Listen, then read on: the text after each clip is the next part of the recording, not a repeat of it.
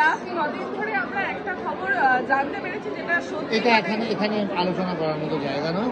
যেটা ঘটনাটা ঘটেছে সেটা অত্যন্ত কুৎসিত এবং নক্কারজনক। আমি প্রত্যেক আমার সন্তান বলে না, যাদের বাড়িতে যেমন ছোটো ছোটো সন্তানরা রয়েছেন যারা আয়া নির্ভরশীল হচ্ছেন, তারা সতর্ক থাকুন, নিরাপদে থাকুন।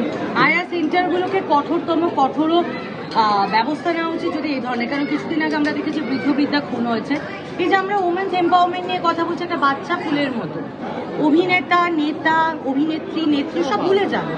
মানুষ হিসেবে একটা বাচ্চাকে যে হার্ম করতে পারে, সে যে কোনো সময় একটা আসামি বা খুনি প্রমাণিত হতে পারে। আর আমার বাড়িতে, আমি মিডিয়া জগতে আছে, আপনাদের কাছে বলার জায়গা আছে। আমাকে অনেকে সোশ্যাল মিডিয়ায় লিখেছে, দিদি আমি বাইরে চাকরি করি, আমার শ্বশুর শাশুড়িকে আয়া বসায় রেখে যেতে পারছি। কি করবেন তারা? এত হাজার টাকা মাইনে, আমি তো জানি না কর্পোরেট সেক্টরেও এত টাকা মাইনে হয় কেন। আয়া সেন্টারগুলো যেভাবে কমিশন নেয়, তো তাদেরকে যখন আমরা এত টাকা দিচ্ছি, একটা রেল স্টেশনের ধারে আয়া সেন্টার খুলে ফেললাম, আধার কার্ডগুলোর কোনো ভ্যালিড নেই, বাবার নাম অন্য, ভাইয়ের নাম অন্য, বাবার নাম অন্য, হতে পারে না। ভোটার কার্ড কেউ নিয়ে আসে না, কেউ গুটখা খাচ্ছে, কেউ কারো মাথায় কিছু না বলে কিছু চর্মরোগ, রাত্রিবেলা ঘরের ভিডিও হচ্ছে। আমি পরে তার মোবাইল চেক করে দেখলাম আমার মেয়েকে কোলে নিয়ে সে রিল বানিয়েছে। আর প্রশাসন ব্যবস্থা প্রত্যেকের জন্য কিছু করবে না, মানসিকতাটা চেঞ্জ করতে হবে। মানুষকে মানসিকভাবে, আবারও বলছি, স্বাধীন হতে হবে, নইলে কিন্তু ক্রাইম রেট বেড়েই যাবে। আর আমরা চিৎকার চেঁচামেচি ফেসবুকের ওয়াল জুড়ে করবো। This is not done. আমার এখন আমরা অনেকেই ওয়ার্কিং, সেই জন্য আর ছোট ফ্যামিলি হয়ে যাওয়ার জন্য আমরা তার উপরেই নির্ভর করি, যে তার উপরেই বাচ্চা সবাই করেন।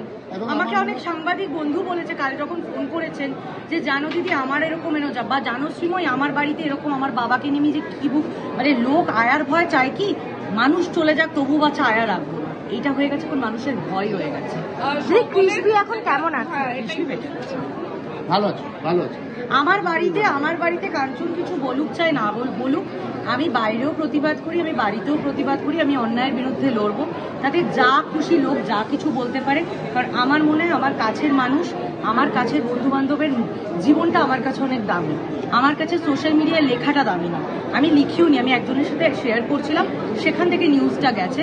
কিন্তু আমি আমৃত্যু, আমি আমার প্রতিবাদ, আমি ন্যায়কে ন্যায় বলবো, অন্যায়কে অন্যায়। কিন্তু কাঞ্চনদা অভিনেতার থেকেও বড় কথা, তুমি ওর বাবা, তো এগুলো যখন সামনে এসছে তুমিও প্রতিবাদটা করে। নিশ্চয়ই 1000 বার। তার কারণ হলো, আমি তো বলছি শুধু আমার নেই বলে নয়, সবার।